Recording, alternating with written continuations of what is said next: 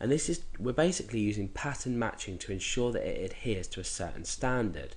So we can use preg match for this. Preg match for this is a very powerful function, and like I said, I'm not going to go through how we're going to check for patterns. If you go over to the php.net manual, you'll find plenty of information on how to match specific things, whether it be URLs, so we could take out a host name from a URL.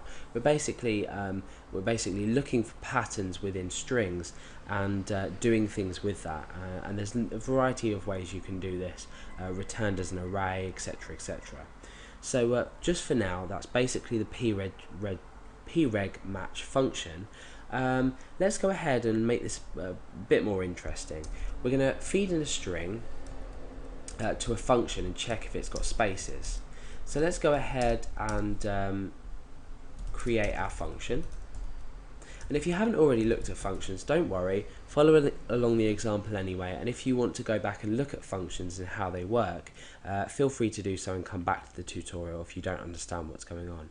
So we're going to create a function called has space, and what we're going to do is we're going to return true if the specific string has a space, and we're going to return false if it doesn't. So we're going to feed in the string as an argument up here. So now what we're going to do is we're going to say if, and we're going to use the preg match function again to see if we have, like we defined before, a space inside a specific string. Now the string comes from the argument that we've just fed in.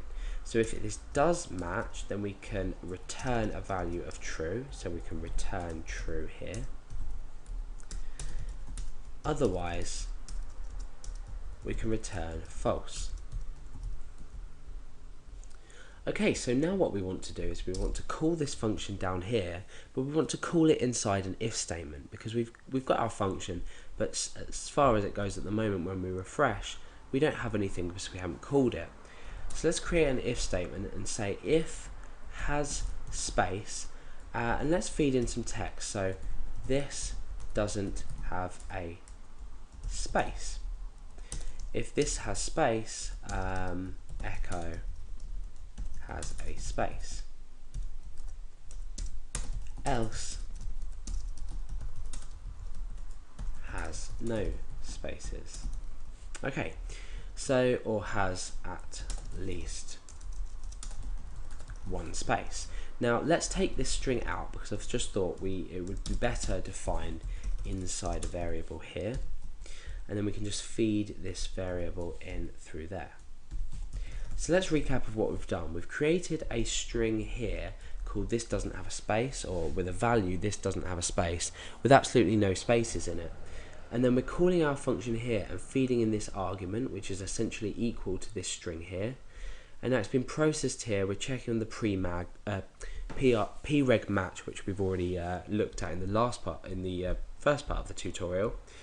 And then if this function returns true, which it will if it does have a space, then we're going to say have at least one space, or has at least one space.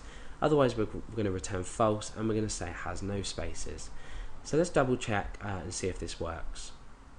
Okay, so it says now has no spaces because this string doesn't in fact have any spaces. Let's just create one space in it and see what happens. Okay, so it now says has at least one space. Now if we just create all the spaces in it we need, let's just put a single quotation mark there, and remember to escape single quotation marks when you're using single quotation marks outside of your string data. Let's refresh, and it still says has at least one space. So that's a brief overview, if you like, of the preg match function, and we've created our own little application here to check if a string data has a space or not.